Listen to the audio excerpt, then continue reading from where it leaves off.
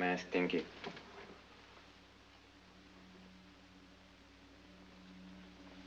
"1941 was a strange year for Peter Lorre, constantly between lead roles in B serials and monumental supporting performances alongside the likes of Humphrey Bogart. These would form the final years of lead role duties, since, quite ironically, the resounding success of those supporting roles seemed to typecast him even further.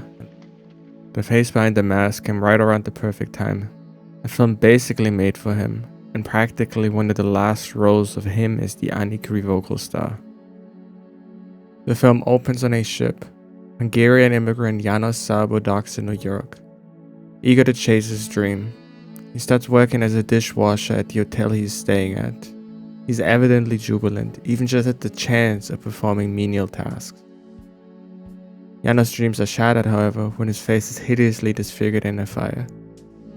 Unable to find employment because of his newfound appearance, he first contemplates suicide when a chance encounter caused by his very disfigurement leads him into the world of crime, where he ascends to head of a small syndicate. He eventually replaces his own face with a mask of himself. I have the first appointment. As avowed, the script was written with Lorre in mind, and comparing narrative to his own life and career brings out numerous similarities. One, perhaps more metaphysical, lay in his face, or rather the inability of both Lorre and János to escape the convictions surrounding theirs. Such forces both into their separate worlds. For Lorre, the hell that is typecasting. For János, the world of crime.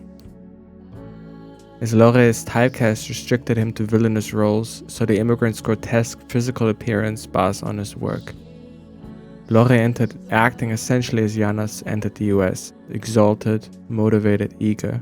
His pre-M performances, be they on stage with Brecht or in the cinema, an example being Die Koffer des Herrn F., show him not only capable of more than the Triebtäter stereotype, but almost diametrically opposed to it. Even the promotion of the film, which advertised it as a quasi-horror film, playing on the deformation of his face, all but confirmed the text of Lorre being confined within a pool of perception.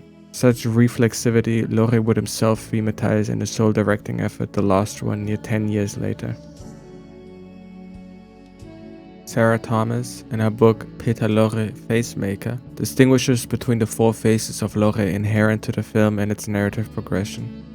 These are the immigrant, the freak, the gangster, and the lover, for which Lorre alters as the film progresses. The immigrant constructs Lorre as a heroic character, dignified and is naturalistically portrayed as well as shot, so as not to appear comedic. The Freak chronicles the section of disfigurement and foregrounds notion of performance and is enhanced by Florey's angles and high-key lighting. The result is a dehumanization aided by Lorre's receding verbalizations which change from words to screams and growls. The gangster recalls his time in theater, but also builds upon the minimalist performance style Lorre had inaugurated with the Moto serial. It emphasizes the blank and immovable nature of the mask he's wearing, Thomas writes, and directly contrasts the enthusiasm of the immigrant. The lover is the final sequence, a combination of the prior three elements which vie for ascendancy, with Lorre switching between them seamlessly. As János tells Helen, his love interest, about his past for instance, Lorre's physical performance literally represents the four faces of János.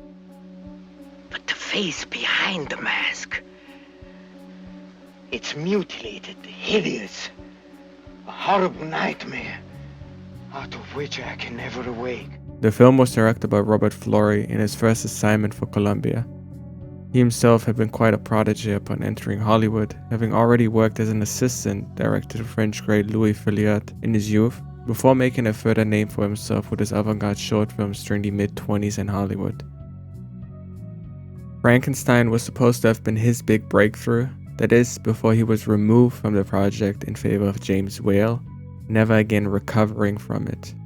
As such, Florey could certainly relate to Lorre's analogous disappointments and saw himself slightly in him and his squandered potential. The career of people like Florey point to the endless ways of the studio system. He himself had great ambition for his work as a young man, and he was very unhappy at the various studios, but could never but imbue even the most tepid of B-films with a fire and enthusiasm.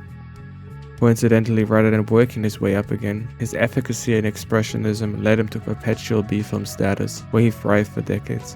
And indeed, though critically received as just another film, Place Behind the Masks are perfect examples of the variegated possibilities within the B-film, as well as the creativity of Florey, and most importantly, the range of Lorre, that which led him to the cinema in the first place.